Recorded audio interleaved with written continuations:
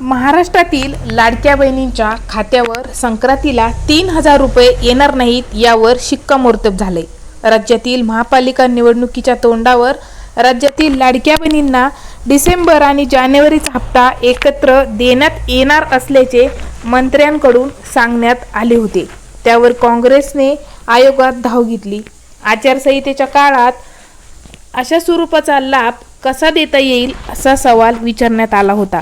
त्यावर आयोगाकडून स्पष्ट भूमिका घेण्यात आली। आयोगाने सरकारला लाडकी बहीण योजनेचा लाभ देण्यास मज्जाव केला आहे। त्यामुळे राज्यातील लाडक्या बहिणींच्या खात्यावर डिसेंबर महिन्याचे फक्त 1,500 रुपये जमा होणार आहेत।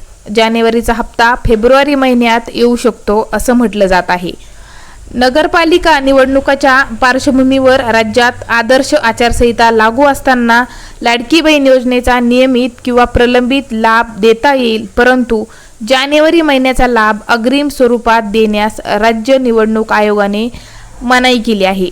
जानेवारीपूर्वी लाडक्या बहिणींच्या खात्यात डिसेंबर व जानेवारी महिन्याचे 3,000 रुपये जमा होणार अशा आशयाच्या प्रसिद्ध झालेल्या बातम्यांच्या आधारे राज्य निवडणूक आयोगाकडे विविध तक्रारी प्राप्त झाल्या होत्या। त्या संदर्भातील वस्तुस्थिती जाणून घेण्यासाठी लाडकी बहीण योजनेचे संदर्भात शासनाने घेतलेल्या निर्णयाबाबत स्पष्टीकरण देण्यात यावे असे राज्य निवडणूक आयोगाने मुख्य सचिवांना कळविले होते।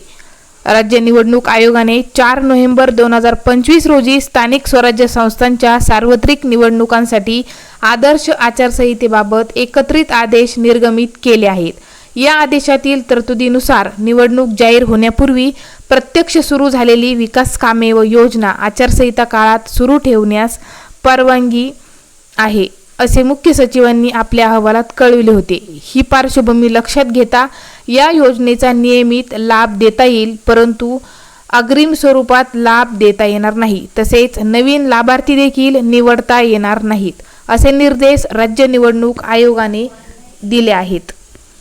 तुम्हाला डिसेंबर महिन्याचा हप्ता आला का? कमेंटमध्ये नक्की सांगा। चॅनलवर नवीन असाल तर चॅनलला सबस्क्राईब करायला विसरू नका।